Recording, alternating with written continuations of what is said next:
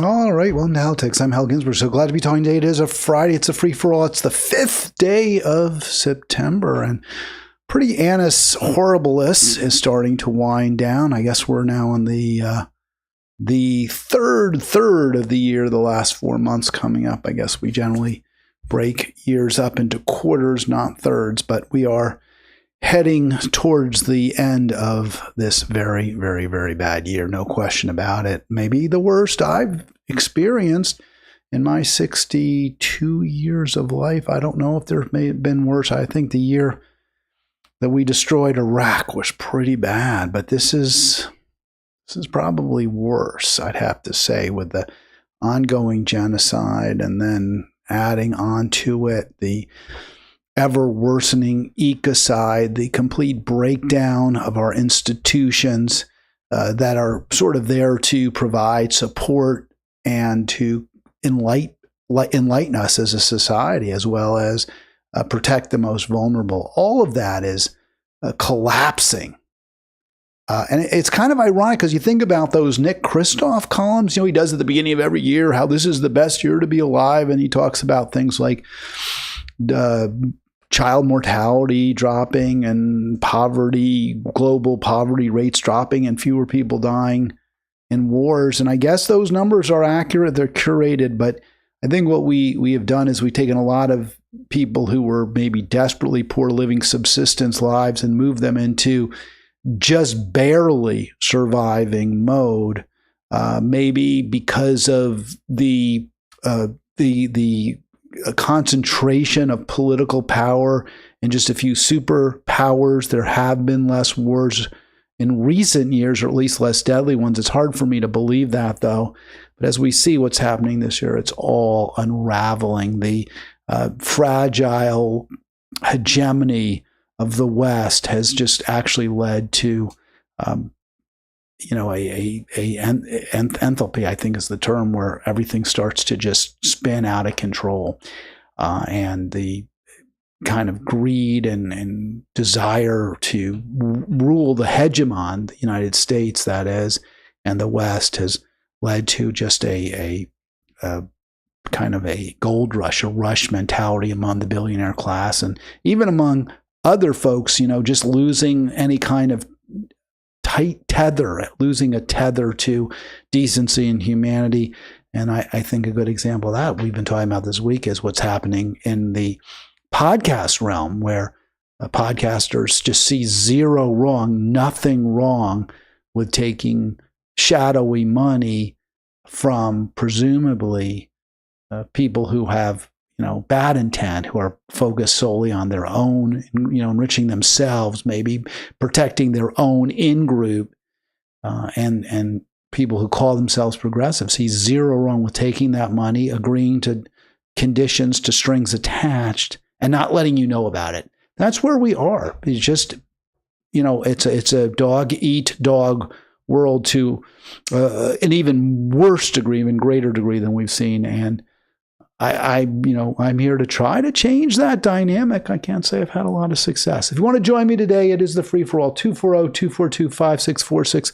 Would love to hear from you. We're going to start, as we do in Gaza. I'm not going to give you the casualty yet. I did get the numbers just before showtime at noon. I hadn't found them earlier, but the story from The Guardian really tugged at my heart. And I usually don't show the images, right, of children. Sometimes I worry that the, the algorithm or the Guardian isn't going to let me put it on or what have you. But, where we'll deprecate the video so it won't get as much attention. I'm not sure. Maybe they'll say it's not for children. I don't think this image is that horrific or gruesome. It's just a child with a bunch of life-saving contraptions. But the underlying story, right? I mean, there's not wounds. You're not seeing the injuries. They're not looking emaciated, although I believe that she is. This is a girl in Gaza who needs immediate medical attention, obviously can't get it. You cannot leave Gaza.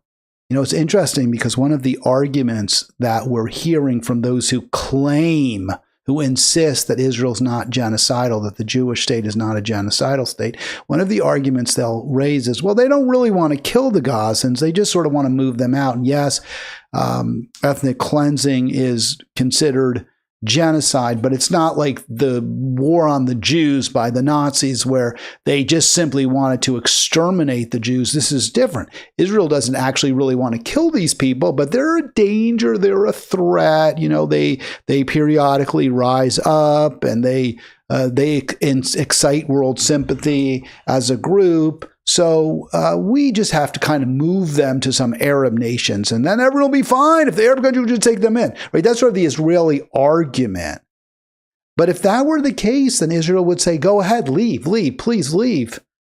That's what Tom Friedman said. Oh, Israel's trying to make life so bad in Palestine that the Palestinian people, they deny that they're even a people, but that the people of Palestine, the Palestinians, will simply pack up and finally move. The problem with that theory is they're not allowed to. Israel completely controls their comings and goings. They won't let anyone, even children in life-threatening conditions, who have life-threatening conditions, they are not letting them move. She could die at any moment. Family of girl 8. She's 8 years old. Plead for urgent evacuations. The Palestinian authorities say the family applied for Jana to be transferred to Jordan 2 weeks ago, have not received Israeli approval. Now, if Israel really didn't want to kill children, wouldn't they approve it? I mean, they'd get her out of Gaza, so presumably there'd be one less Gazan they have to worry about when they build their Riviera on the southeast corner of the Mediterranean. You'd think they'd welcome one less Gazan.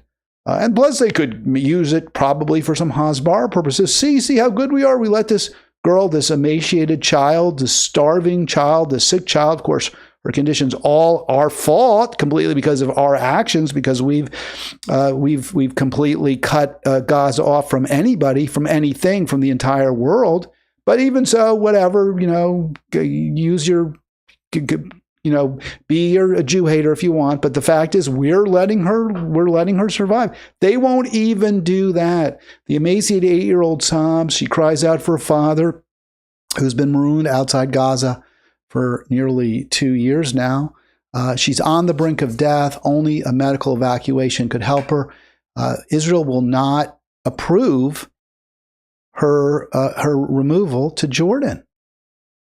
Despite the severe malnutrition, which obviously Israel has caused, and all the subsequent secondary complications. Now her body is swelling, a hallmark of malnutrition and acidosis. She's going to die.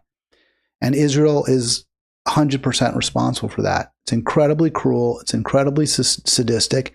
And it's very powerful proof, if you still need it, that this is a genocide, pure and simple. And it's not a genocide of ethnic cleansing. It's not a genocide of, well, we just want to clear the land out, the people out of there so we can have it for ourselves. No, we want to kill all of them. We want them all dead.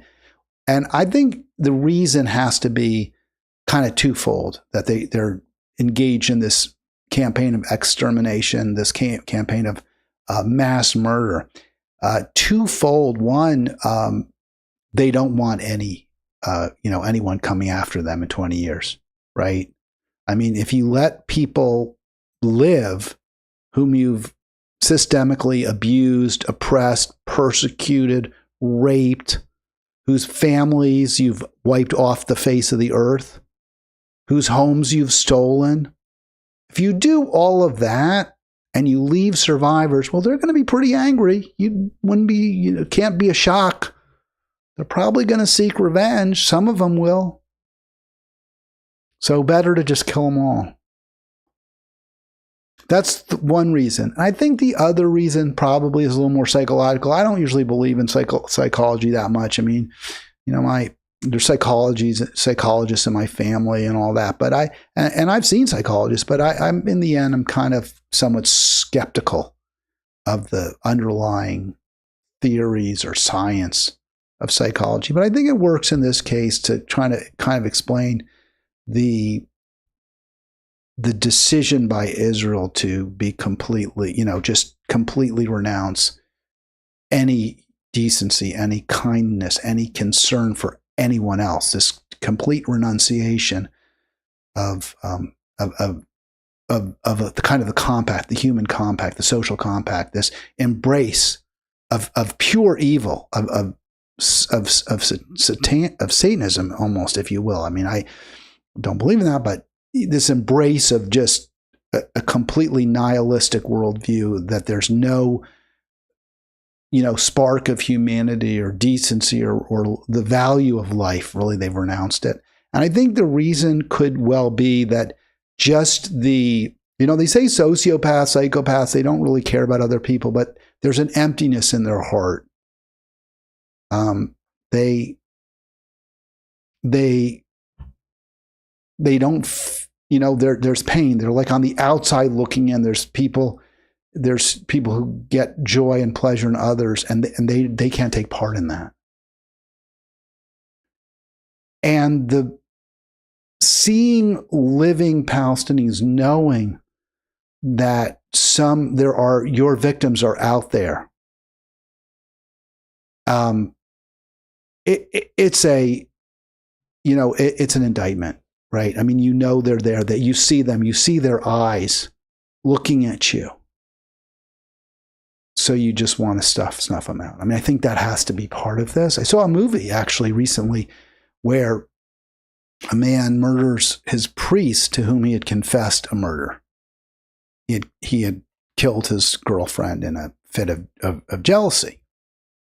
And this is somebody who has a temper problem, obviously, has a rage issue, but otherwise is often kind and loving. This isn't a sociopath by any means.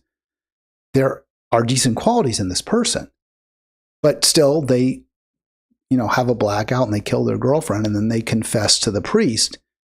And after the confession, they start to feel guilty. Of course they feel guilty. They felt guilty. That's why they confessed in the first place. And the priest looks at them and he feels like, well, the priest is judging me.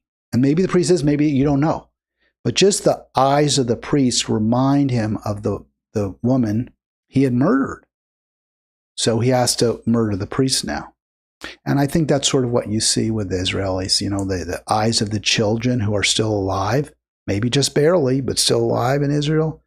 The Israelis, the military, the politicians, now Trump, those eyes are an indictment. They're searing into your conscience. They're saying, hey, you did something unfathomably evil.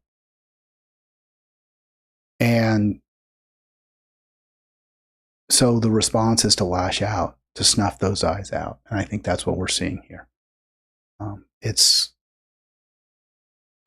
hard for me to have faith in humanity. I mean, I've never been one who had great faith in humanity personally, but this is as bad as it's been. It certainly makes you understand, as I've said before, how the Nazis, did what they did, how they could have done it, how they as human beings could have done it, and how it could have been allowed to happen. Because we're seeing the same thing right now. 240-242-5646 if you want to join me. 240-242-5646. Let me see if I can see if there's anybody chatting with me. I like to see the comments if there are any, so I can respond. Okay, no comments right now, but if there are any, I will, in the YouTube, that's what I'm looking at right now, I will greet you if you comment. Maybe there are. Sometimes I got to look down. Okay, so Gaza death toll now 64,300. That's the official count from the Ministry of Health. And of course, we all know it's a serious undercount, and many are saying now hundreds of thousands, maybe 500,000. From the Wafa News Agency, the Palestinian news agency, at least 69 Palestinians killed over the past 24 hours as a result of the ongoing Israeli genocide. So, yeah. And the square, just real quick, show you my square here. Gosh, I so wish I didn't have to do this. I won't say it was the happiest weekdays this year. Maybe they were. Was that couple of month period from almost 2 months from when Trump was inaugurated until, and I wasn't happy about that, but there was a couple, 8 weeks where there wasn't Every day, dozens, hundreds of Palestinians that Israel had killed over the past 24 hours. So now, of course, there are 69 more, 64,300, and Trump now close to 12,000 that he alone with Netanyahu. He not, when I say alone, he not Biden, Harris is responsible for. And if you want to say, well, Hal, it's not really fair for you to blame Harris. She wasn't president. Remember, she told us she was in the room. She was in the room when the decisions were being made. And of course, towards the end, Biden was really demented, clearly just couldn't, not compos mentis. And Harris was in a position where she could have really spoken out and done some good. Instead, she didn't. So, yeah, she's responsible too. We saw that Israel will not allow anybody or virtually nobody to leave the country, even children whose lives are, and I think part of it is, of course, we just said a couple reasons. One, they don't want anybody alive who will threaten them in the future. They don't want to leave any, quote, enemies, unquote, behind, even if they're just little children, because little children do grow up to be big children, and then they are angry and bitter and want and swear revenge.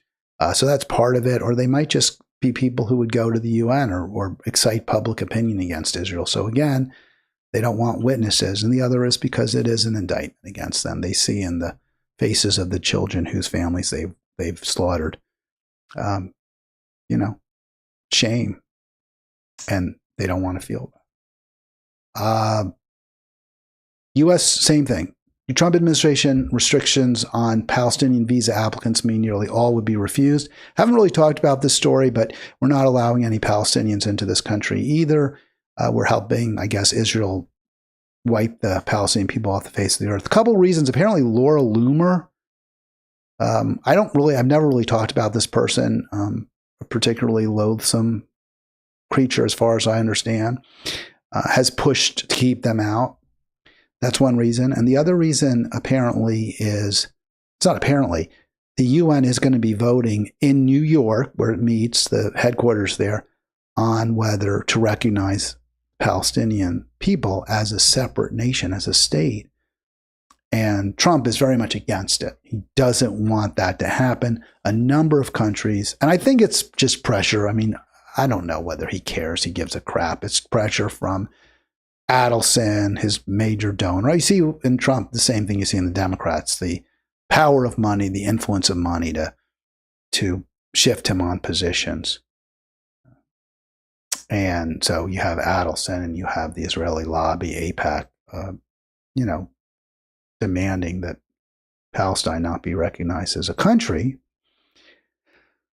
So there's going to be a vote. A lot of Palestinians want to come to New York, come to the UN. This is typical. There's going to be a vote on whether they should be recognized as a nation. I think it will pass for sure, unless the US vetoes it, which I presume they will. Maybe they can. I don't know all the ins and outs, but it looks like there's a decent chance this will happen. Maybe there's a vote in the Security Council. Maybe the US doesn't have the votes. I haven't looked into all of that. But Trump just cruelly, sadistically saying we don't want those people here to witness either our decision not to let them become a state, not to give them self-determination, to violate their human rights, or we don't want them to enjoy a moment, in the midst of darkness, in the midst of death and destruction. We don't want them to enjoy just even one little light of hope where they become a state, they become recognized as a state. So either way, we're either going to deny them, we're going to pull them the rug out from under them. We don't want them here even for that, or we don't want them to get to enjoy a moment. One or the other. You take your pick. The implications of this, as bad as they are for the whatever authorities, Palestinian people who might actually be able to travel to New York, who are in a position, maybe they're in Europe, maybe they're in another country, and whatever, Saudi Arabia, wherever they are. The implications for them, not great. Maybe they wouldn't want to come to New York either. I wouldn't blame them if they don't, but they don't get to enjoy this moment. But the implications are that also children, people dying, people who need to be, who's I mean, everyone's life right now in Palestine is in danger, but those who are especially at risk may have in the past, in recent days, even been able to get to the United States. Now they can't. So again, this is just genocidal. We're keeping you all in this camp on the Mediterranean Sea, and we're wiping you out. And if you're not in that camp, then you're in the West Bank, where it's almost as bad. Conditions are almost as bad, and we're breaking it up, and we continue the settlements, and we continue to periodically engage in pogroms against the people who are still living there, the Palestinians who are there. So that's where we are. That's the most important news of the day right now. What about the loyal opposition? Is there any hope? Is there any thought, well, maybe the Democrats will do something about this, that they might not be as bad? We do see some points of light in some races. Certainly Zohran Mamdani seems to be a far less assiduous supporter of Israel. In fact, he's been very critical. I don't know if he's used the word genocide, but he absolutely said that he would arrest Netanyahu if he came into the city of New York, which is the right response. And this has really activated the Zionist left, right, and center against him. There's tremendous disapprobation of Mamdani, including the Democratic Party. So Democratic leaders have point blank refused to endorse the winner of their primary. They've point blank refused to do it. Here's the Democratic House. I guess they call him the House Minority Leader. Is that right? He is a really bad apple, this guy. He is a real problem. Let's go to this clip. Here is Hakeem Jeffries. This post, by the way, from Nina Turner. Senator Nina, vote blue no matter who. Doesn't apply to everyone, huh? And the Tennessee Holler there telling you, DNC posted in support of Zohran, and you're not. What's going on there? Why not? All right, let's see if we can get this going for you. Thank you, Leader. The DNC posted in support of Zohran Mamdani's campaign yesterday with a statement of Mamdani saying, we welcome anyone to join this movement. You've met with him twice, and stay tuned, declined to endorse him. Are you out of step with your party on this issue? I don't know. I guess people are going to have to figure that out. If that's the question you think that my constituents are asking me, because they're not. All right, so what a jerk, right? Listen to the way he so condescending in his answer. The question was, are you out of step with your party? Even the DNC has posted in support of Mamdani. I assume that's not quite an endorsement, but it's something. So are you out of step with your party?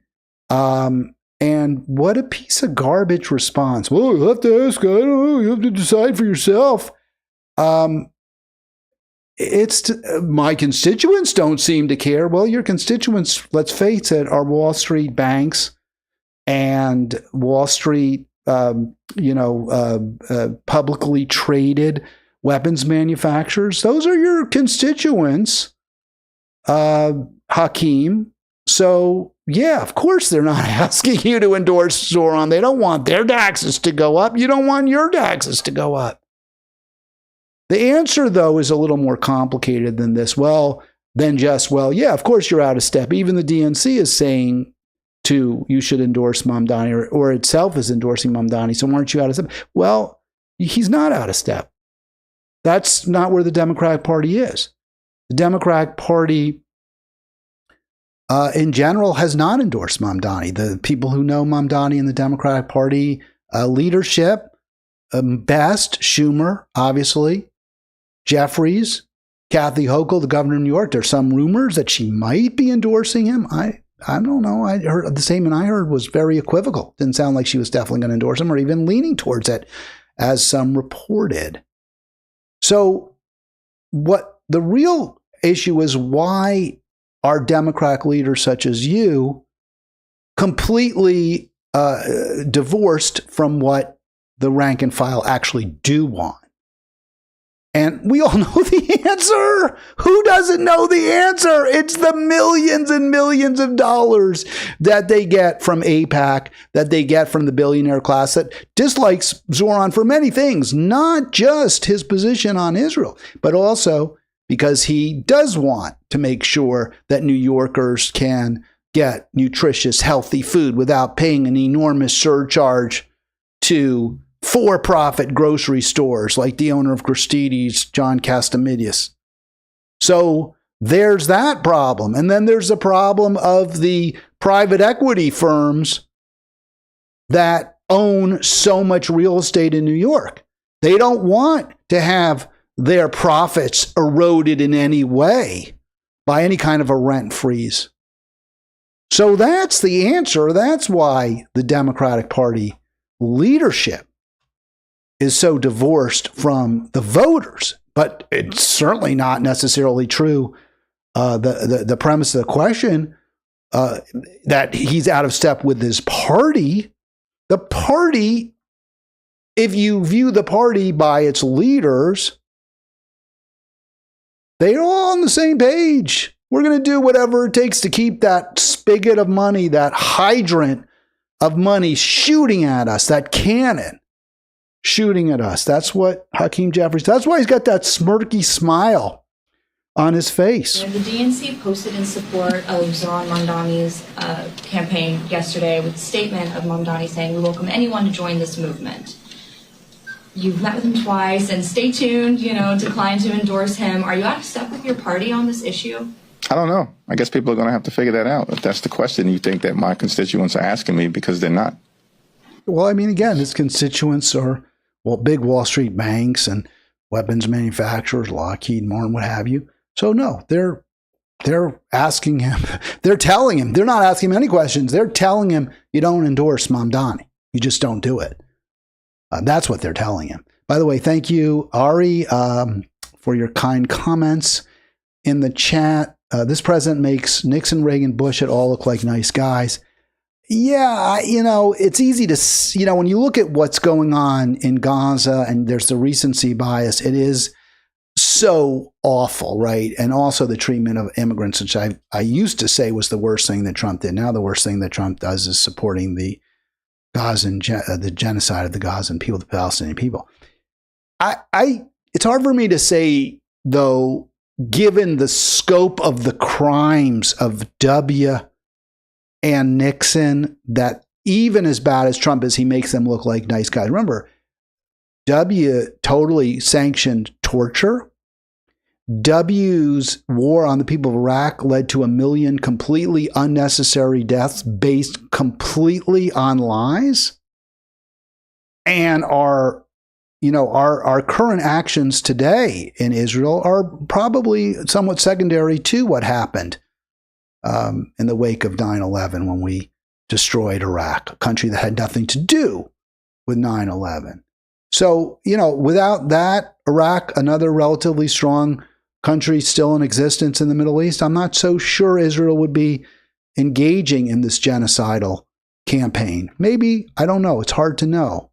There's a lot of different factors involved there. So I can't say that Trump somehow makes even Nixon and W look okay. And remember, Nixon's war on Cambodia led to millions of deaths as well and totally destroyed that country. So you're talking about really, really bad people is what is the bottom line. We're just talking about a lot of really, really, really bad people. There's hope amongst those really bad people that Zohran won't win. So the latest news, the latest shoe to drop is that this guy, Jim Walden, running as an independent, I think he's kind of I guess he would call himself a libertarian, I'm not really sure, is dropping out. And he's imploring his rivals to consolidate against Zohran. They've seen the polls that suggest that Zohran does not command 50% plus of the votes. And if everyone drops out but Cuomo, it's conceivable. I would say at this point, probably not likely. I think most observers say that regardless of whether it's a 2-person race, a 3-person race, 4-person race now, 4 because Walden dropped out, so you have Sliwa, Cuomo, and Adams along with Mamdani, that regardless, Mamdani should win. I hope that's true, but I'm not confident that that's true. And the elites are definitely going to try their darndest to elect Andrew Cuomo, who's the architect of much of the woes in New York City right now. They're going to do their darndest to get him into a one-on-one, mano-a-mano race against Zohran Mamdani. I'll talk about that in just a moment, a little more, but I do want to urge you, yes, if you haven't yet done so, please click subscribe. Please click like as well for this particular video. And frankly, go down the line, click like on every single one. Any interaction with my videos really helps me get through that algorithm we talk so much about. Also, yeah, join us on Halitics. So why not? I mean, no harm, no foul, and no costs involved. One more time, I'm just going to say it. The biggest thing I'm looking for are those subscribers. I really want to get the subs up. We're getting near 400, which would be, I guess, on the way, slow slog to 1,000. At some point, I think the numbers will really jump, but it's been tough so far, to be honest with you, a little tougher than I expected. Okay, 240-242-5646. Oh yeah, I have not. I should check my ringer as well, because if it's not on and I forgot to test it, I want to just test it right now. I am testing it. There we go. You should hear it. I just heard it. So there it is. If someone calls in, I'll hear you and I'll be able to talk to you. Walden drops out. He's a lawyer, corporate lawyer, Gibson, Dunn & Crutcher, big, huge law firm. He likes the billionaires. That's who his client base are. He wants, he's trying to protect them by dropping out. And guess who else is trying to help the billionaires? What a surprise. Trump, and I think Mamdani really nailed it. Trump is a faux populist. He campaigned on affordability. If you remember, the price of eggs is too high. Got a lot of, mocking from clueless, self-destructive Democrats. But he ultimately doesn't care about costs for working people. He obviously isn't in any real way have any policy proposals that will make life in the end better. Well, and I'll pull back on that because I do support the tariffs, but not the way necessarily he's implemented them. But Trump has not been a good president. Is not a good president for working people, just as Democratic presidents in recent years have not been. And Trump doesn't want somebody who will push truly democratic socialist policies, truly progressive policies, truly populist policies that will improve the lot of poor, struggling, and working people. He doesn't want that. He's trying to stop that. It would show him up. The fear is that Mamdani would be successful, an effective mayor. That's the fear that the billionaire class has. That's the fear that the Democratic elites have, all of them. He will be a successful mayor, so they don't want him to be mayor at all. So here it is. They're looking at giving Eric Adams now an ambassadorship, I believe, to Saudi Arabia. I don't know what remember he asked what was the country? There was some massive corruption scandal. I know Menendez was Egypt. He had some sort of halal monopoly in Egypt. That was Bob Menendez, Democrat of New Jersey, Bob Menendez, incredibly corrupt. The scandal with Adams involves Turkey. Now, I don't believe they speak Arabic in Turkey, but I guess maybe there's some connection between Turkey and Saudi Arabia that would make, I guess they're both Muslim countries, right? So maybe Adams, who was taking bribes from the Turkish government, will be the right fit to work with the Royal House of Saud. I don't know, but that's something that Trump is actively floating out there. And I guess, as far as we know, Adams is holding out for something better. Maybe Adams won't pull out. Maybe Adams really believes he can win.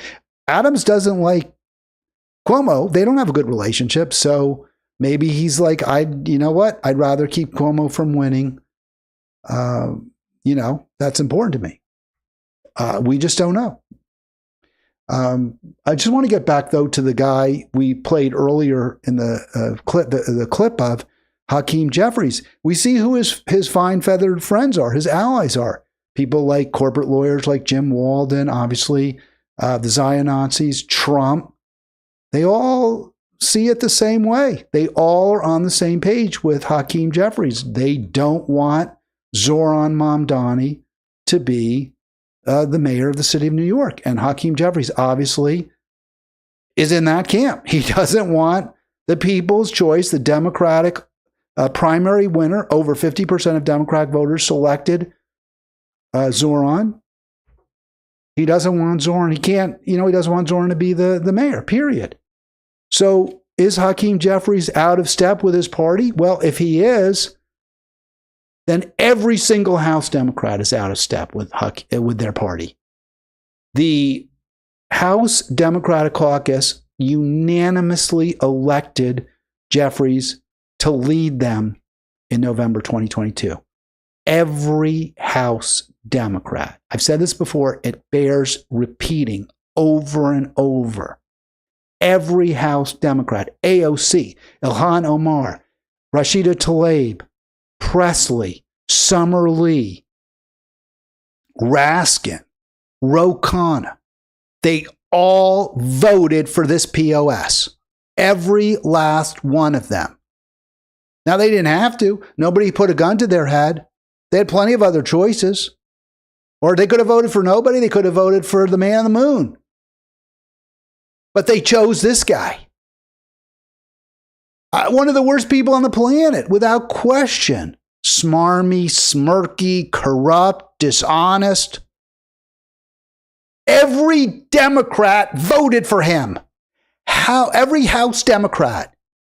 Now, if you want to say, well, he doesn't represent the party, we can change the party, we can reform the party.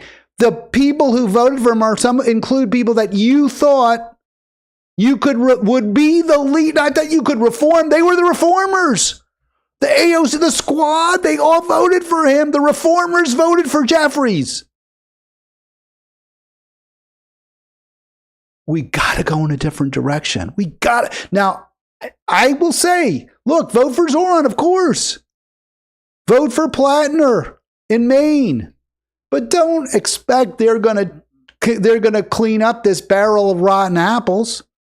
They're much more likely to become rotten themselves in that sea, that foul, corrupt, polluted Democratic sea than ever do anything to clean it up. So, yeah, go ahead, because they're better. I suppose they're not as bad. But the real answer is we have to vote for a Green Party candidate. We have to build up an alternative party. I don't know why this is such a hard lift. I don't know why this is such a heavy. It's so impossible to convince people. I'm going to talk to some Democratic adjacent group leaders and ask them about this, because I'm really curious. Like, what more do you have to see? What more do you have to see that we must go in a different direction? All right. Let me see if something here. Okay, not seeing that. All right. 240-242-5646. Economy not going well right now for Trump. I'm wondering if he's planning to fire another Department of Labor statistician. The last one lost her job. Well, she didn't lose her head, but I guess if this was the Soviet Union in 1936, she would have had a show trial. But she did lose her job because I think it was a woman, right? Because she reported the unwelcome news to Trump that the economy was not adding jobs at a fast enough rate to maintain the unemployment rate at a kind of a low level. But we are seeing it tick up. It was at 4.1 at one point, 4.2. Now I think it's at 4.3. So we're seeing the unemployment rate tick up. And that really understates the pain, right? It's not just that we're seeing more unemployed Americans, but also there's more Americans now, I've read, who've given up the job search. They're not counted as unemployed because you're only unemployed if you're actively searching. You're only considered unemployed for statistics purposes if you're actively looking for a job. And many Americans are now just saying, forget it. I've given it up. I'm not going to look. So that means you have an understatement. They would work if there was opportunities, but they're sick of applying for a job where there's 100 applicants for one somewhat underpaid position. So that's part of it. That's part of the problem also. So yeah, the economy's not growing. And not only was it bad in August and July before that, but apparently June, the earlier number overstated. The statistician that Trump fired because he didn't like her numbers for July when they were released in August, apparently also overstated. She actually she favored Trump's position. She said, "Oh yeah, we have more jobs in June created of 2025 than was in fact the case." So that number's been revised downward. We're close to a recession. Okay, so when you're in a recession, when the labor market's actually contracting, you're losing jobs. In August, apparently, allegedly, we added jobs.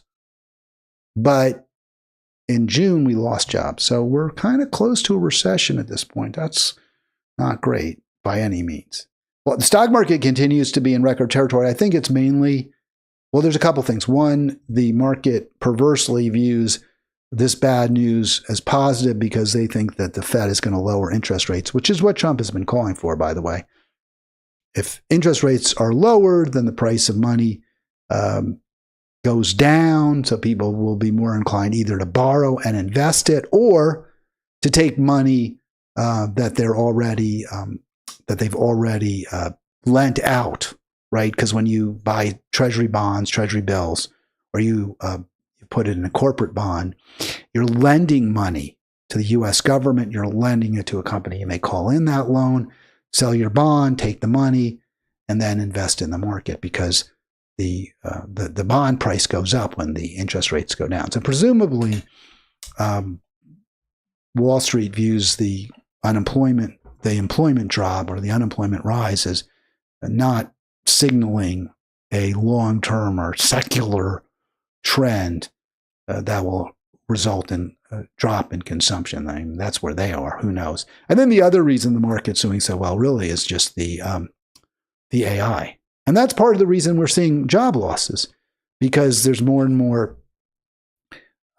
replacement, right, of workers by technology. The tariffs have not helped, or at least they're not helping very much. It could be even worse. You could say, and I would say this to a degree, the tariffs may have prevented even greater losses of jobs. You know me, I support tariffs, but I've also made the point Trump's implementation of them is extremely erratic. There's clearly a lot of corruption involved. If you're a friend of Trump, if you have his ear, if you complain that the tariffs will cost you money, he may give you an exemption. There have been, I think, a number of examples where various contributions, gifts, that kind of thing, concessions to Trump have led to the dropping of tariffs. So that's not the way you have trade policy. You have trade policy where you have real experts, economists, not Trump, who come together and they say, okay, where's the U.S. losing jobs in manufacturing? Where do we have expertise? Where do we want to stimulate more work here? And then you apply tariffs in those areas. Where would a tariff possibly hurt if there's a retaliation? Where are we exporting more than we're importing? In those industries, we probably don't want to apply a tariff, right? Because let's say, for example, I always give the best example, I think, is bourbon and scotch. Let's say we're selling more bourbon to Scotland than we're buying scotch from the Scots. Well, we'd be pretty stupid, wouldn't we, to impose a tariff on Scotch whiskey, because if they impose the same tariff on our bourbon, we would lose the sales of bourbon, even if we would also also gain some purchases from the people who now buy Scotch whiskey. But that would be outweighed because we're profiting from the trade in whiskeys. We're selling more to Scotland than we're buying from Scotland. So we're profiting from it. We don't want to reduce trade in whiskey. I think where we want to reduce trade is in semiconductors. We don't sell a lot of semiconductors, but we buy a ton of them. We don't sell them overseas. We don't sell personal computers that we make here overseas. We purchase them from China, which manufactures them. So that's where you should be looking at tariffs. And I don't think Trump's done it in a systemic way. I don't think he's done it in an intelligent way. Same thing with clothing, with garments. We don't make clothes here. Well, we should be making clothes here. Reason we don't make clothes here is because garment workers make so little money abroad. Well, raise the tariff on garments. We would create jobs. Interesting take here from Bloomberg. Let's get to it. Now, Bloomberg is kind of a pain for me because they require you can't even really get at any article. They give you free articles. You have to subscribe to everything. But I wanted to just show this caption, and actually you can see at the bottom it's darker and it's highlighted. I actually used my GIMP software to do that because it starts to fade. They only gave me those 4 bullet points and then I lost it completely. But the bottom 2 were the most important. So politically sensitive manufacturing jobs fall by 12,000. I don't know what they meant by politically sensitive. I think they mean jobs that may be impacted by federal spending. And there's been a lot of, there's been reduction in federal government spending with massive layoffs of government workers. So that's been a significant issue. And I'm not sure exactly what those jobs would be, but I think that's part of it. Also, there's some data that suggests that actually manufacturing is starting to rebound a little bit.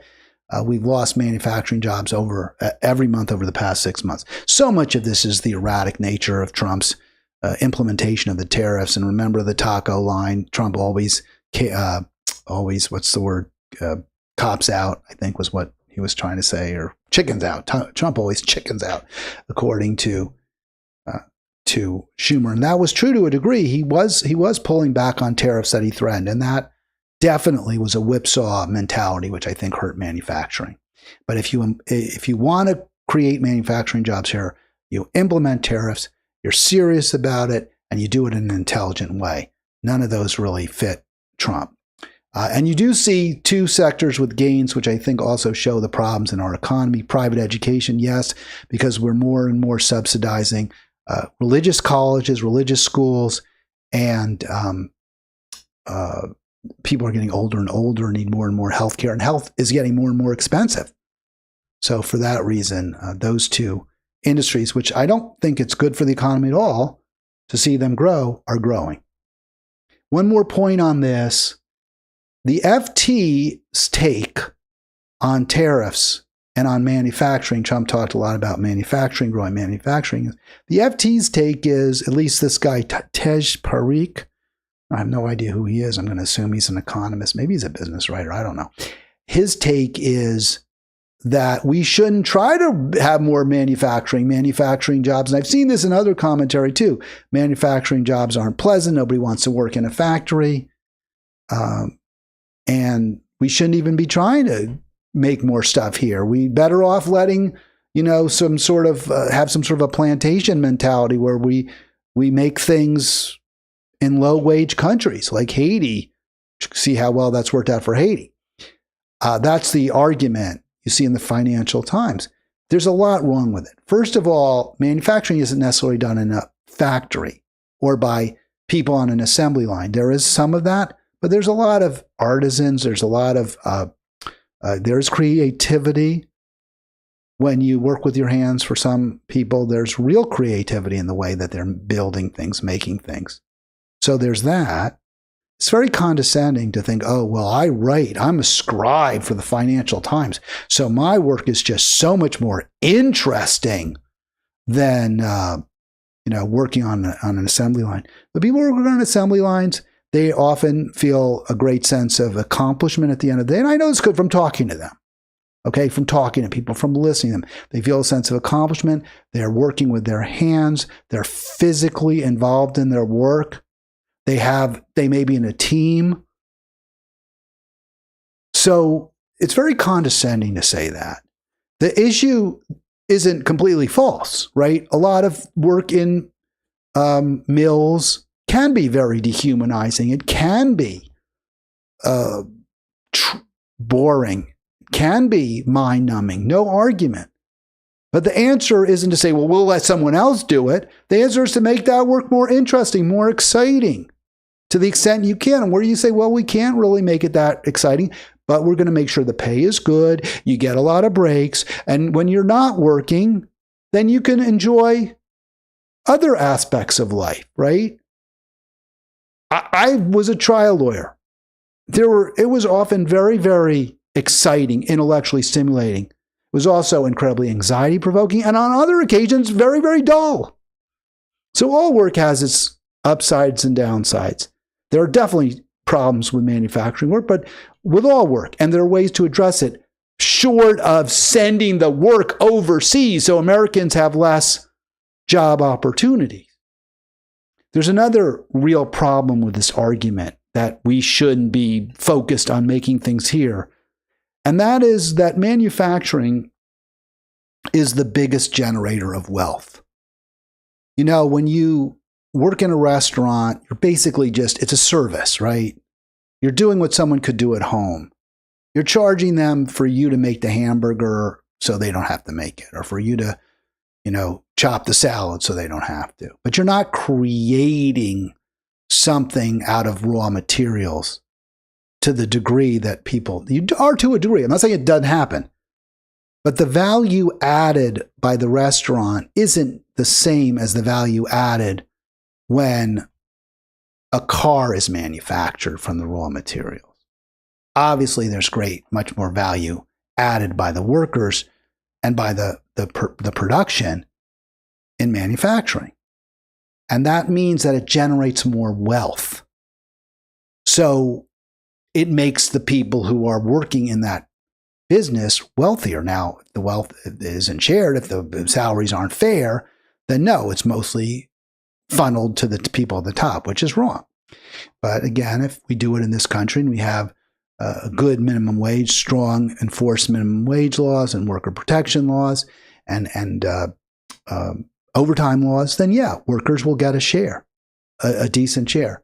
So manufacturing does make a country wealthier if it happens. Now, I can hear the responses, which is, well, we already have enough wealth. And I agree with that. We do. We need to, much more important to just redistribute wealth than to generate even more. I agree with that. All that said, if we're going to be producing things, if we're going to be making more stuff, it's much better to make it here. It's much better for us for our people, for the American people, for us to make what we consume here. People in China should make what they are going to consume in China. The people in Bangladesh should make what they're going to consume in Bangladesh, and the people who make what they're going to, who are going to consume what they, and the people of Haiti should make what they consume in Haiti, and that actually will lead to less fossil fuel consumption, less overconsumption, and also will generate wealth within the country itself. So, that's where that's the position Democrats should take. It's most certainly not the one that they take, and it's just one more reason we need something different, something very, very different politically than what we have right now. All right, 240-242-5646 if you want to join me. And there just was a lot I wanted to get to. And I don't know, do I want to talk about, I said I was going to talk about victimization, victims, and the cult of victimization. And I sort of screwed up with the slides. I'll see if I can get the story up real quick. But one story that's kind of making it here in Montgomery County, Maryland, where I live, is the outrage among some, I don't know if it's Jewish community, the Zionist community, I'm not really sure. They're very, very upset because apparently our school system, MCPS, includes a book that features a Palestinian family. So it's, it's like a storybook, right? This isn't like a adult or young adult book. This is a book for kids. And it's like a little message book, and it's about stealing is wrong, is the basic bottom line. It's about a family, a Palestinian family. I'm not sure where they live, but it sends a message, first of all, that these are people, these are human beings, this Palestinian family. And so the Jewish, some parents don't like it. And they're taking issue with this. And they are weighing various ways to get this book out of, here we go, DC suburb. There it is, DC suburb. My son pointed this out to me. See if I can show you this. Because I think this cult of victimization, right? We're victims. We Jews are victims. And they're not the only one. We talk about a trans community being victims too. But I guess I want to start with this because I think it's even more absurd. So there you go. DC suburb stirs controversy by mandating Palestinian folktale as required first grade reading. Now, my wife said that can't be true. Now, my wife's a school teacher. She's a teacher. And she teaches first grade. Among others, she's not a classroom teacher, but she is a first grade teacher. She said this is not true. This Palestinian folktale is not required first grade reading. She was looking into this. Maybe in some schools, maybe in some MCBS schools, but not hers, not as far as she knows. And the problem, at least according to the people who comment here, is that the book centers Palestinian identity. Can you imagine that? It actually, this is what Haley Cohen tells us in the Jewish Insider. I invited Haley Cohen. I don't usually invite people to join me, but I did invite Haley Cohen. The book centers Palestinian identity. Some Jewish parents don't like it, and you can see their comments here. This is Jewish Insider Instagram. The book, Tundra, a Palestinian folktale written by people were like saying, how could Margaret Reed MacDonald, what kind of a Palestinian name is that? I was like thinking that too. What kind of, is this cultural appropriation? Shouldn't this have been written by a Palestinian? Seriously, my son said, well, the illustrator is Palestinian. So there is that. Basically, it conveys a message that there are consequences for stealing, for taking things that don't belong to them, which, as I understand it, is in the 10 Commandments. The book does not mention Israel, but local Jewish leaders feel it sends an anti-Israel message. And also, they don't like the reference to Allah. Okay, so a Palestinian family, I guess they mention Allah. Wow, that shouldn't be in the story. God forbid people might learn about another religion. They might learn about different faiths. How terrible is that? But what's also I find so interesting is that there's this fear that a message that stealing is wrong might cause people to think about Israel. And maybe that's because, could it be that Israel is stealing land from, and has been stealing land for 75, 80 years, whatever it is now, from Palestinians? Is that it? Could that be why the Jewish community, at least some members, are so outraged when they say you shouldn't steal? Are they talking about us? Are they saying we're thieves? Maybe, yeah. Maybe the truth can hurt a little bit, huh? That's the only thing that really makes sense. But this idea that you're a victim, that these incredibly privileged, fortunate people who live in this very nice leafy suburb of Washington, D.C., who by and large are making, and this is true, I mean, it just is, who almost certainly are making a lot more money than virtually everyone else in this country or anyone else in this world, that they somehow, are the ones who are under attack. They're not, no bombs are dropping on them. No missiles are being launched at them. Their children aren't getting shot when they go with a bowl to get, a few rice kernels. So it's extraordinary, the power of feeling like you're a victim is, and how destructive it is, how devastating it is. This way that because you are trained to perceive yourself as under attack, you lose any kind of perspective, you lose any empathy for others, and you lose the ability to be self-critical, at least for some. Now, I mean, I don't buy that crap, but a lot of people do. It's really, really, really, really bad. And it's not just people who aren't victim, who are by any reasonable assessment not victims.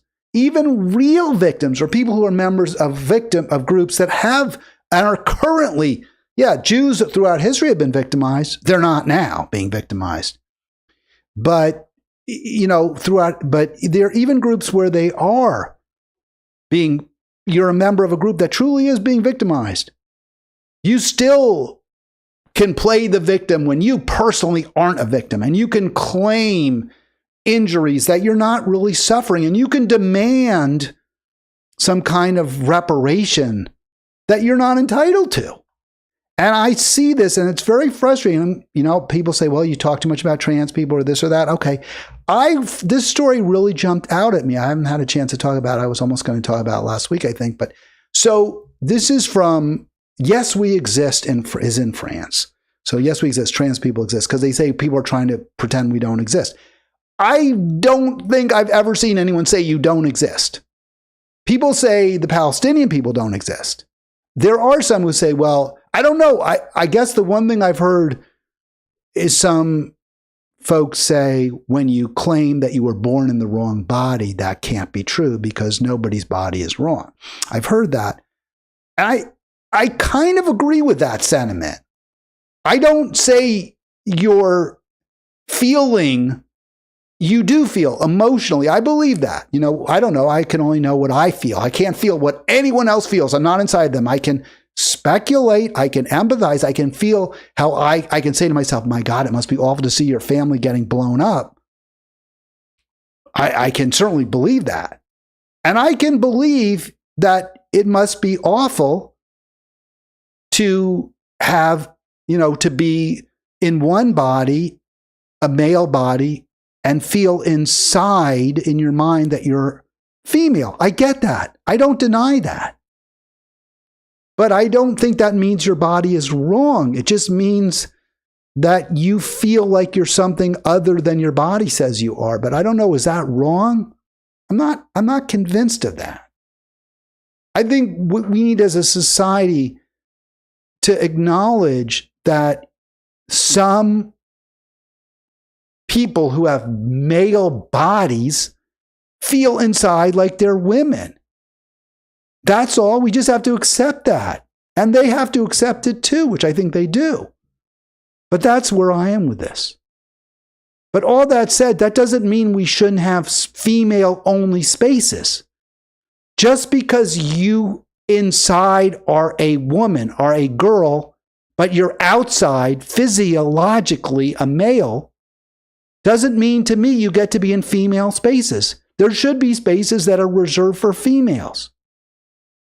I truly, firmly believe that. I'm not so sure about spaces reserved for males. I don't know. On balance, I would say yes, but I'm open to the argument, much more open to the argument that no, there should be no male-only spaces. And I think society is in the same place I'm. Because, for example, if you're there's not men's baseball. Major League Baseball is not just for men. If you're a good enough baseball player, but you're a woman, you can go play in the major leagues. If you're the same with the NBA, National Basketball Association, it's not the Men's National Basketball Association. There was a woman in the 1980s, I believe. I don't think it was Lieberman. I don't think it was Nancy Lieberman. It was another woman who tried out for the Indiana Pacers. I believe it was in the 1980s. And she wasn't good enough. I mean, she was like the best woman player in the world or one of them, but she was clearly not physically capable of playing in the National Basketball Association. If she were, she would have made the team. So I think we're at a point in society where we say, well, maybe there shouldn't be that many men's only spaces. Look, I was in a fraternity, but we had women who lived in our fraternity. They weren't members, but there were women who lived in it.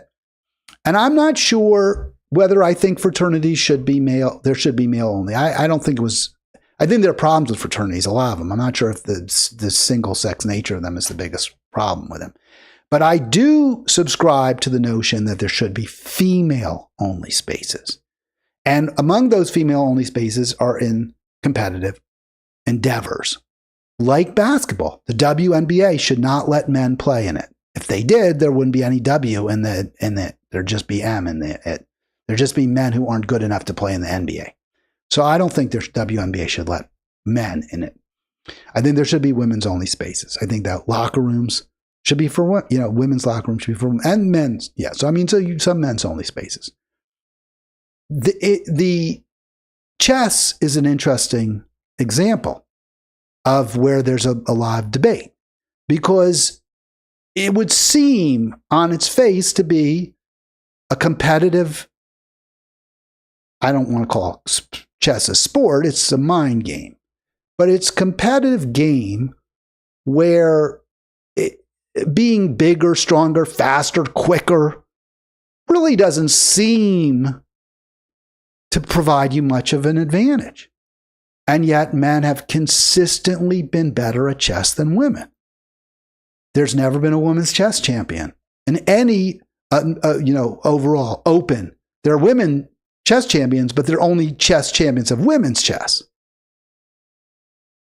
The highest ranked woman ever was Judith Polgar, who was a great. I mean, of course, all these women are so much better than I would ever be. I mean, I'm not trying to argue that, but at the right end of the bell curve in chess are all men. One woman was cracked the top 10, and that was Judith Polgar around 2000, 2001, something like that. I think she was the 9th ranked. She was great. She beat world champions like Garry Kasparov, and I believe also. I can't remember his name. He was Indian chess master. He still plays. Great chess player. Forget his name now.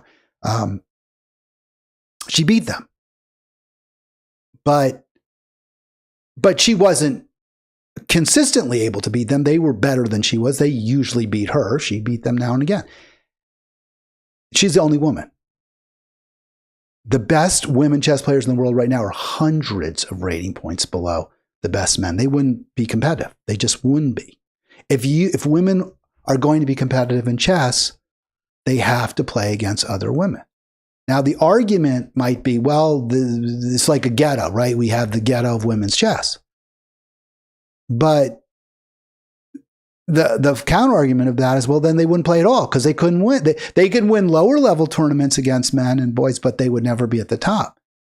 So I think it makes a lot of sense to have women's chess.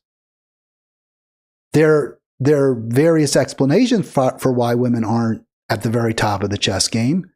But the fact is there are differences even in the brain between men and women. And probably that accounts for this more than any other. You could say, well, men are more competitive. You could say, make a different reason.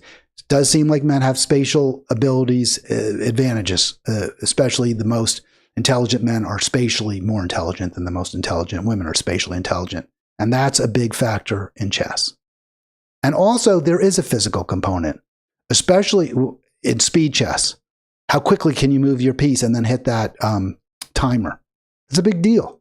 There's an endurance factor in, so the quick games, the bullet games, the 1 minute games, the 3 minute games, being able to move your piece very, very quickly and then hitting the timer is an advantage.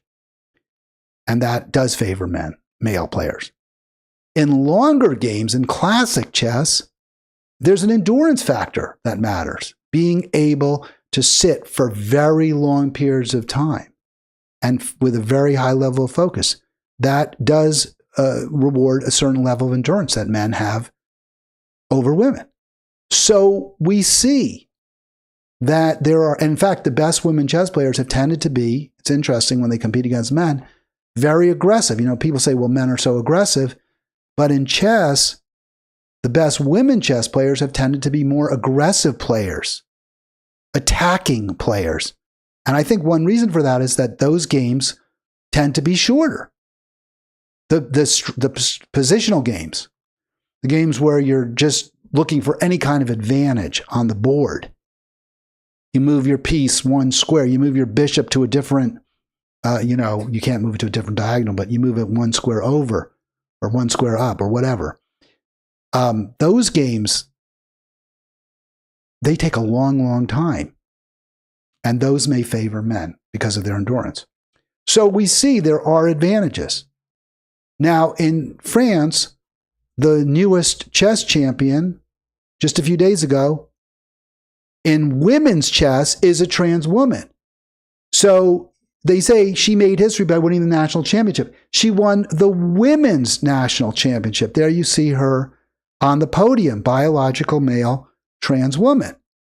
And so she took the spot, the top spot, from a woman, from two women. Well, from one woman, the one woman who would have won otherwise. I have a problem with that. I want women's chess to be won by biological women. The champion, I think her name is Yashua, I believe.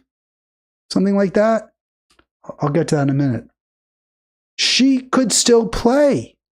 She could play in the open category. But instead, she chose to compete against women. I have a problem with that. She's physiologically, in many ways, I know there's overlap, right? Like they've even done studies that say that trans girls and women are kind of a mix, right? In certain ways, certain characteristics are more like women than males. But they also are more like males in many ways than other women. I don't think this is the point of having men's and women's chess. The winner's name is Yosha. I think Yosha should have been competing in the open category, not against girls and women. I don't see how this is an advantage for women to let someone who is biologically male compete against and win and beat them. I don't think they're not the same. These things are not the same. In some ways, Yosha is more like a woman than a man, but in other ways, she isn't. And I think Marguerite Stern gets it right here. There's women's division and open, which is available to either gender. Congratulations to Yosha, who had the audacity to register in the women's competition rather than the mixed. She posts on X. That said, if the law allows it, why not take advantage? I actually think that's an interesting question. Yes, I would expect Yosha. She wants to win. She's going to win if she competes against girls and women. She probably isn't going to win if she competes against boys and men. So why wouldn't she? On the other hand, hey, don't you see? You see, she believes she's exactly the same as those other women, but you can't believe that. You must know you're not. There are ways you're different, just like there are ways you're similar. And Stern goes on to say, all our organs are gendered, including our brains. It's just a no-brainer. And again, for those of you who say, well, Hal, you're biased or you're this or you're that, this is a bias, if that's the case, a prejudice that, almost everyone has. I mean, I think 3/4 to 80% or more of Americans around the world say, no, there should be separate competitions for women, for females. There should be separate competitions for females. Now, Yosha plays the victim card, and I find this very, very frustrating. Here's what she said, and I have a huge issue with this statement. I don't know how old Yosha is. If Yosha Iglesias is, 12, okay. It's one thing, but I don't think she's that young. Nothing makes me happier than knowing my title might show young trans people that they don't have to choose between chess and transition. That's a complete BS line. It's completely false. At no time. Let's say that French chess said the women's category, the female category in chess is only open to biological females. Your sex at conception determines which competition you can be in. If you're conceived XX, I always get these wrong. If you're conceived XX, you can compete in the female category. If you're conceived XY, you can compete in the open category.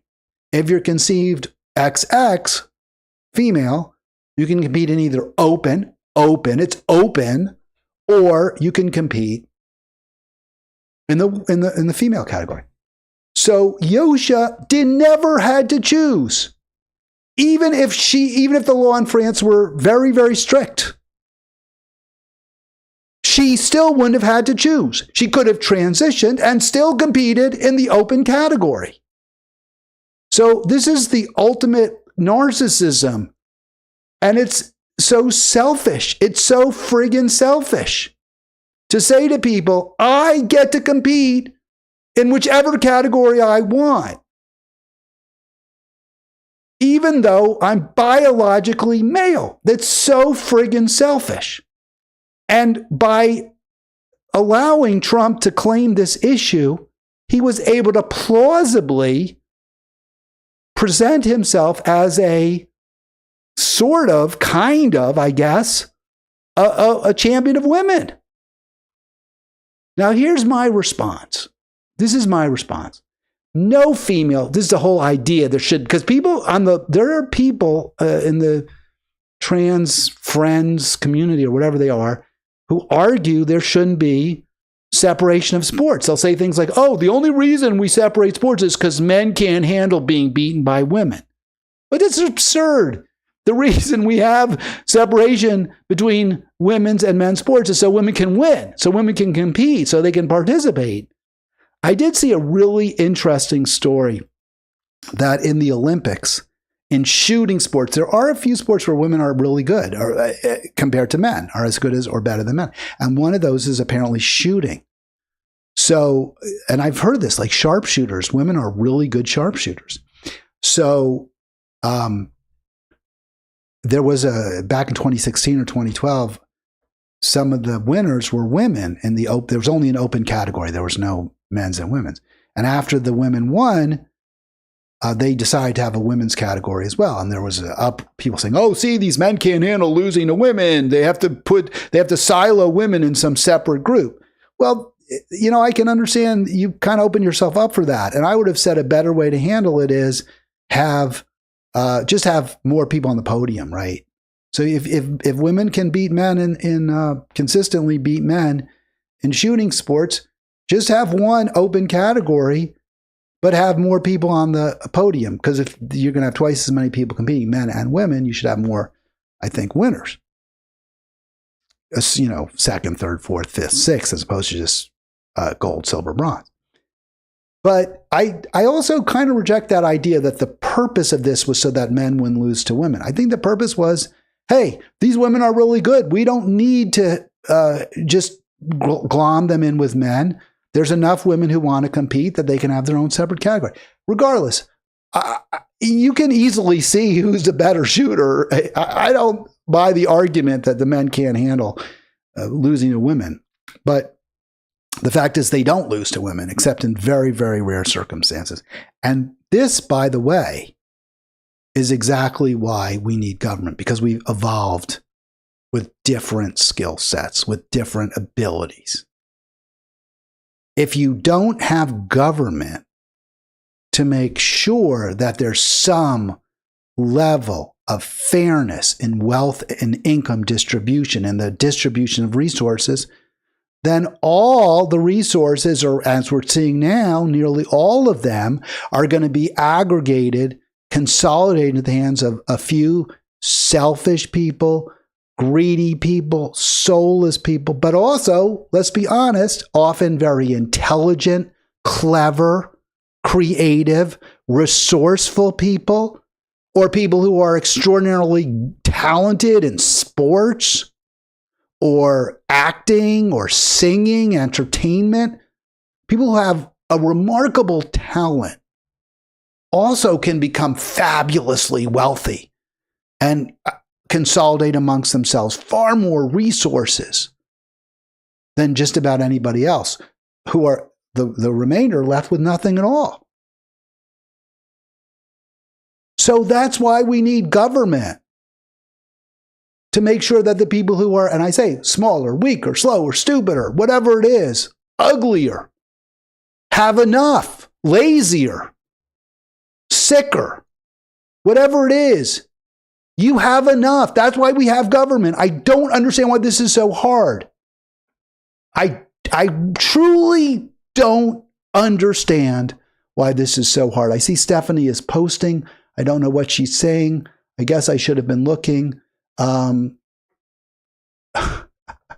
taking it too far with chess. Are we now going to segregate everything where one sex shows a clear advantage? Well, don't you want to have women chess winners? I do.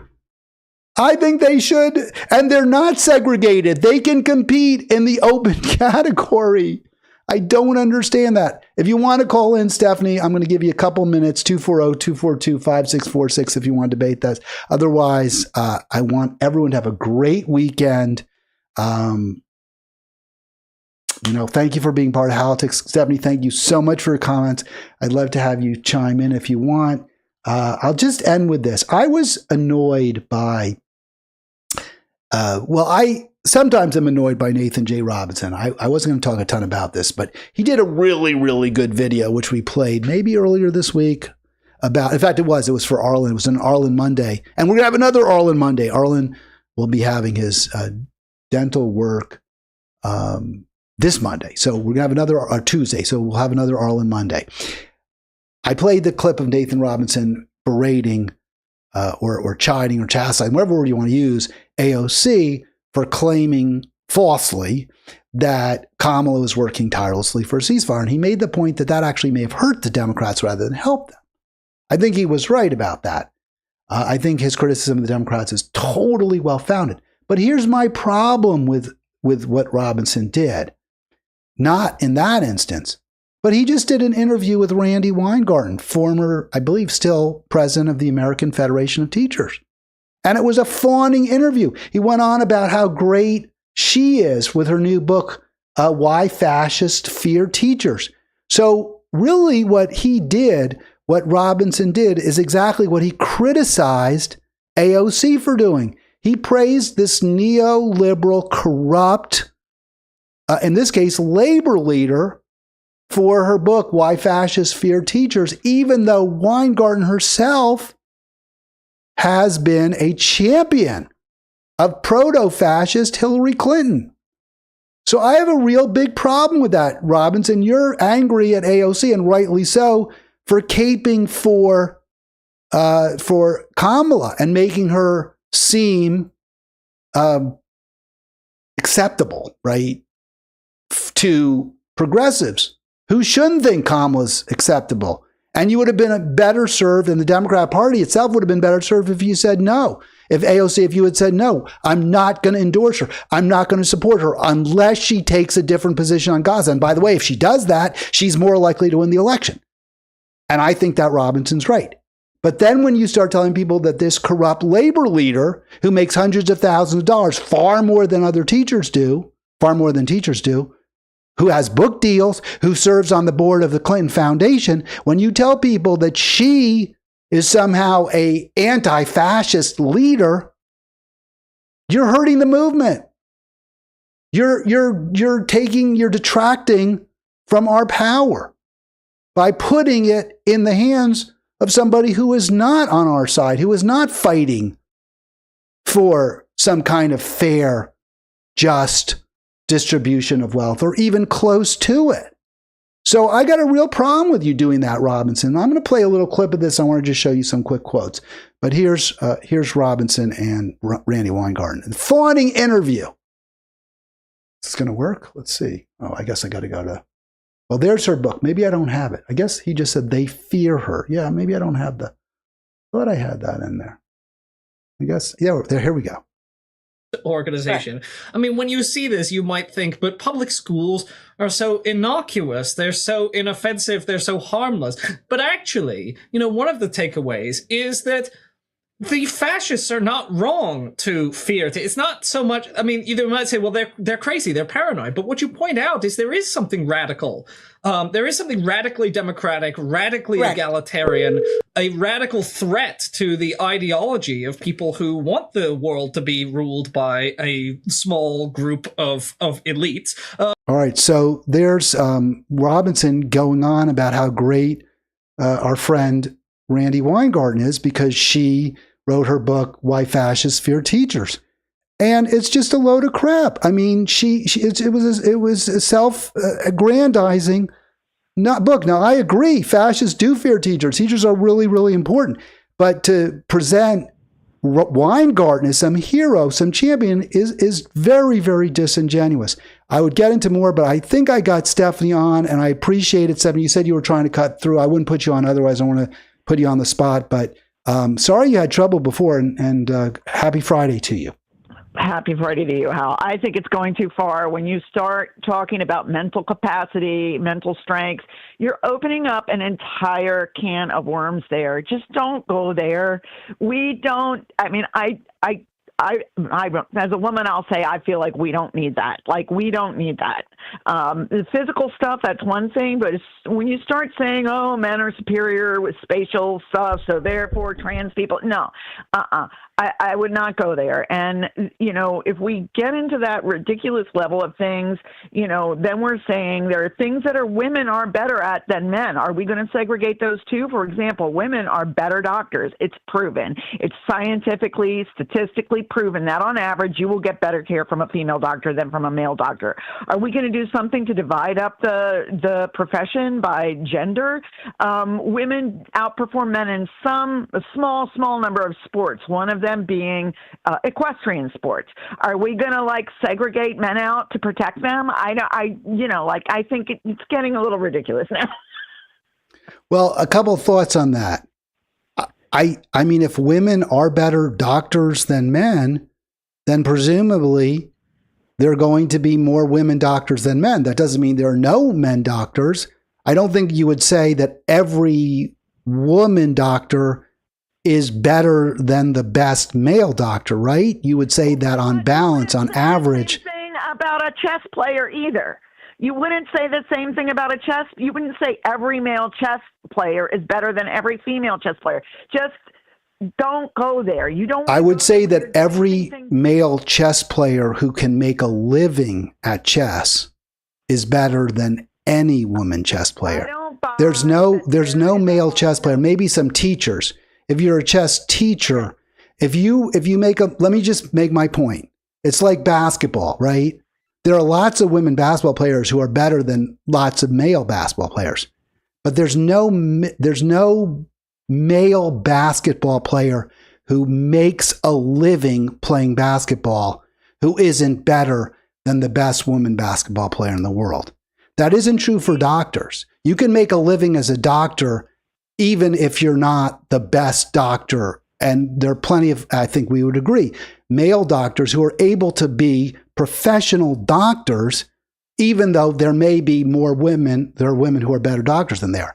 But that isn't true for chess. That isn't true for sports in general, with some exceptions. That's the difference. So first of all, Hal, an argument that I didn't make that I will add now is it is not widely accepted that men are better at certain mental capabilities that make them inherently able to be better chess players, okay? You cannot discount socialization in factors that lead to fewer women playing competitive chess, therefore fewer women developing the skill level, therefore fewer women. So I would say with all respect to the woman's comment who you showed there, who is an expert, that we're far off from having the same level of agreement on that as we have on, the fairness issues with one-on-one physical competition, aka track and field, things of that nature. And when you come to team sports, again, you and I differ on that as well, because, it doesn't, I think, obviously, if you were to open, football, make all football at the high school and college levels co-ed, there would be few, or probably not no, but few women who qualified and made it onto the team. But I see no reason. It is co-ed. Actually, let me just jump in. Football is co-ed. I had a babysitter. I remember her. She was a college student who had played high school football and she was a big, strong woman. Now, she was a woman. I mean, I don't know. We didn't talk about it, but I'm quite confident she was a biological female. She was probably 160, 175 pounds, very strong. And she said to me, and I think she was actually the field goal kicker, but she may have played another position.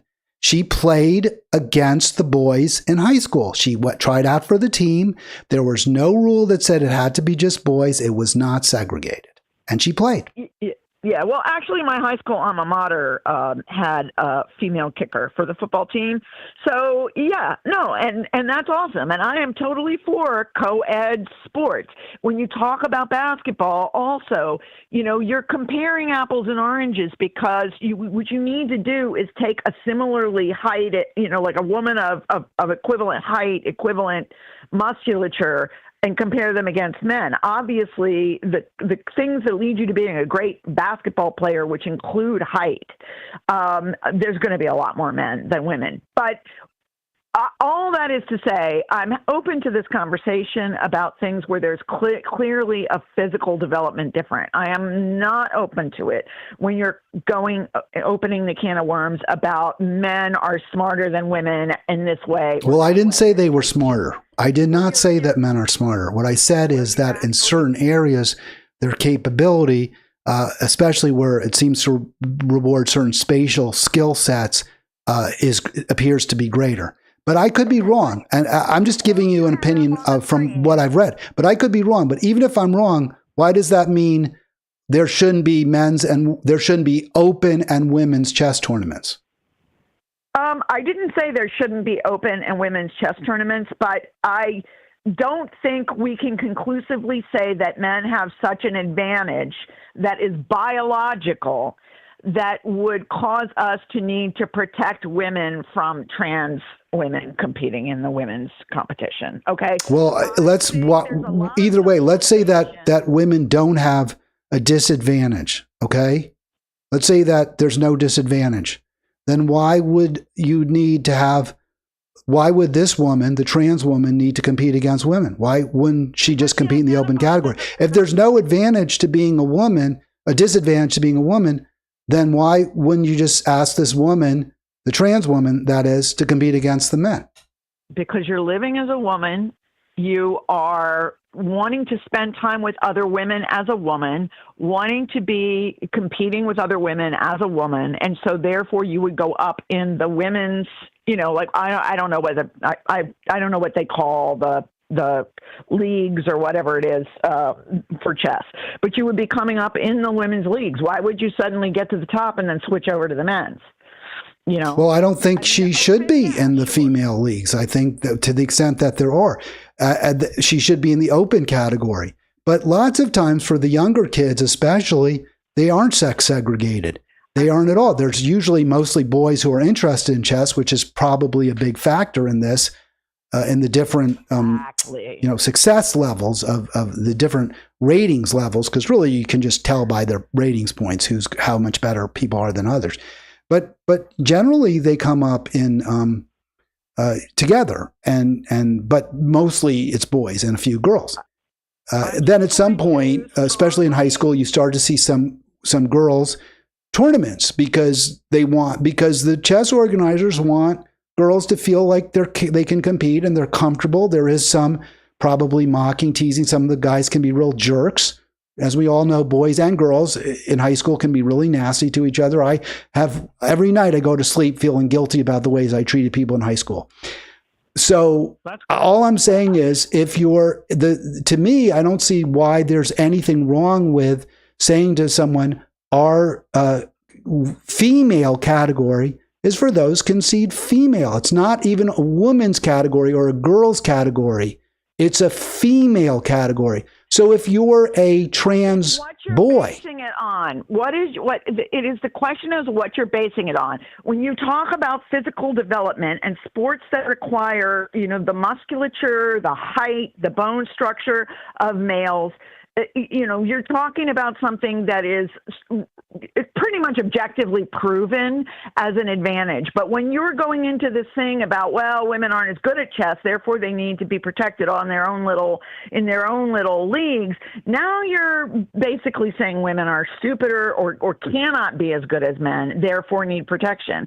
And I didn't say they cannot be as good as men. What we've observed is that they're not as good as men. Maybe they can be, but they're not right now. To the extent they are as good as men, and I mentioned a good example, Judith Polgar, they compete against men. There's an open category. Go ahead. You can compete against men, but we're going to protect girls and females from having to compete against men in certain female-only spaces. Let's say I'm right. If I'm right about this, isn't this I could be wrong.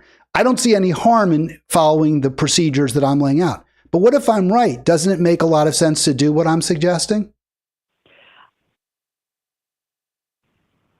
I think, if you are, I have a hard time acknowledging that point as a basis, because I think you've got a long way to go. And I don't mean you personally. We have a long way to go before we would say something along the lines of, this spatial intelligence, let's say it's spatial intelligence, is so innate that there isn't a socialization component to it.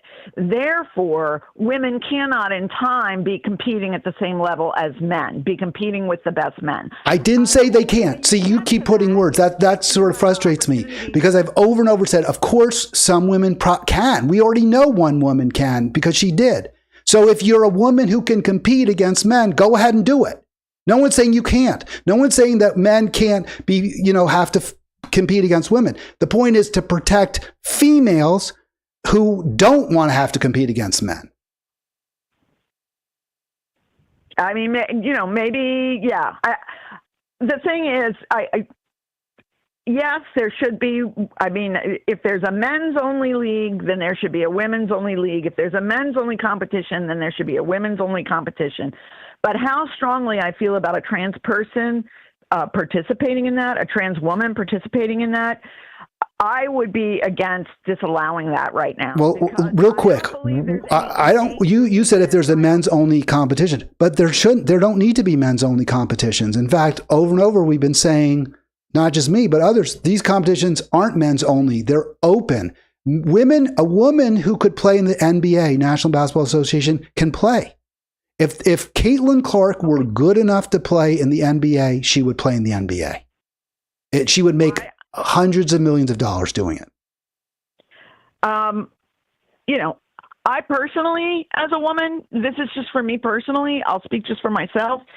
If there is no men's competition, I wouldn't want to be in the women's competition, because that is like, here, little girl, you go play with your other inferior people. It's like saying that we need some kind of protection. And I think that isn't the case in mental sports, in sports that are not, I'm not going to get. So you don't think there should be you don't think there should be girls and women's chess tournaments? They should only be open. Not unless there's a separate men's. No, there isn't. There's not. There's no separate men's. Women can compete in every male. As far as I know, the championships that men win, women can compete in those. Yeah. Then I guess for me personally, no, I don't. But that is not. I don't. I haven't played chess since I was 4. So I was good when I was 4. I don't know if I'd be any good now. So, I would leave that to the people who care about chess and who play chess to determine whether or not they want to retain a women's competition. But I see no reason for us needing to have a separate competition with anything mental that relies on mental skill sets, because we also have strengths. There are things that historically we're stronger at than males, that in terms of our intellectual capacities. Are we really going to start saying, well, now boys need to have their own because boys boys need to have their own essay contest because they're not as good at writing as girls? Really? Is that just because? We don't know. We don't know if that's because of how, what our expectations are of boys and how we interact with boys and how we socialize boys and other factors versus something innate. So I think, we shouldn't go there when it comes to intellectual competitions. I think that's you don't want to go there. That's just my thought. Well, I'll say this, and then I'll let you have the last word. I know that what I'm saying is very controversial, and it stirs the passions, and people don't like to hear it. And I don't know what to say to that. I mean, that's sort of, I think, something that we should discuss. I think it's really important to discuss. And I do think it really does prove the point more than any other that all these efforts we should try to make, we should really fight to end discrimination in every way, in every area of life. But as you said this, I believe, men and women, and I agree with this, one's not better than the other, but they're not the same either. We do have different strengths and we have different weaknesses. And because of that, we have different abilities to generate, for example, wealth. And for that reason, government needs to make sure wealth and income is distributed relatively fairly. Okay, so this is a total topic for another time, what you just got into. Because I would not say that there's anything innate that causes men to be better at generating what we consider wealth. I think that has. Well, how about accumulating wealth? That has a societal. That's. Well, you said. Let me push you on this, because you said that women are better doctors than men, and I assume, and I don't know this, so correct me if I'm wrong. I assume you're referring to certain areas that are very important for being a good doctor, like empathy, like listening skills. No. Actually, it's the measured, your chances of being alive a certain number of weeks after surgery if your doctor's female versus male. That was shown to be clearly scientifically in favor of if you go to a female doctor. Basically, if your chances of living and doing well are better on average if you go to a female doctor. Does that mean there are not great male doctors that are equally as good as a female doctor and some better? No, it doesn't mean that. So what I'm saying is we don't want to get into these things where you really, I remember you said the last time we talked about the trans issues on physical competition that you believed in a bright line. I don't think you can draw a bright line on these intellectual capacity issues. I don't think you can draw a bright line on things that have to do with academic achievement. I think that you don't want to go there, because once you go there, then you're going to have women are better at this and boys are better at that. So let's put all the girls over here. Let's put all the boys over there. And some of that is culture. Some of that is socialized. Some of those differences have to do with how we raise our girls, how we raise our boys, all the messages our girls get, all the messages our boys get, all the ways in which they're encouraged to interact, and the way they're, the rewards they get when they behave different ways. When a girl is loud, like I am, we're treated very differently than a boy who is loud, and a boy is praised for, trying to step up and make everybody do something, whereas a girl is chided. There's all these things that go into how we develop as people. And as soon as you open that door on academic and intellectual issues, there are going to be differences on both sides of the fence. And a lot of that can be social, not biological. So I'm just saying, when you get into issues like any kind of a competition based on intellectual ability or, games, this, that, and the other thing, there may be clear differences. Like I would bet, I don't know that this is true, but I would bet you that, if you looked at boys and girls playing the game Risk, right? Remember that game, the game Risk? Sure. Boys would do better than girls because boys are taught to be warlike and, we reward them for that kind of mentality, right? But who would say that it's because of some innate intellectual capacity that they're better versus socialization? I don't think we can say that. So let a girl be able to compete with boys. They can. Girls can absolutely compete with boys in pretty much every sport we talked about. The question is whether we're going to let boys compete against girls. I think when it comes to academic stuff, I see no reason why not. I really see no reason why not. I mean, and again, we're misgendering a transgender person who identifies as female, has lived as female, competed as a female. Well, she's not a female. Right? The female is your actual sex at conception. She's not a female. She's gendered a girl or woman, but she's not an actual female. I don't know about her chromosomes, okay? Like, I don't know about her chromosomes, but I'm just saying, I see no reason why a sport or any activity that is a competition based on intellectual capacity should have a separate group for women. If that's how it's always been in that sport and that's what they want to retain, I say let them solve the issue. But for me personally, I would not say that. I think you're getting into very dangerous territory when you say that there are intellectual differences between males and females that females need protection from as well. Okay? Because that cuts both ways. And a lot of that has to do with culture. A lot of it has to do with culture.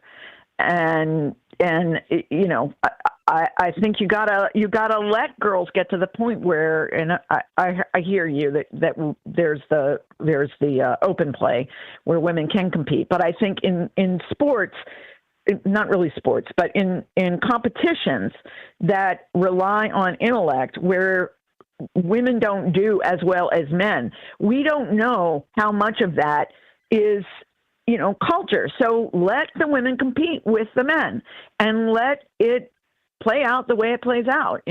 I wouldn't propose rolling back or taking away a women's league if that's what they're used to, but I don't think we need to be protected from the male brain, from competing with male brains. Yeah.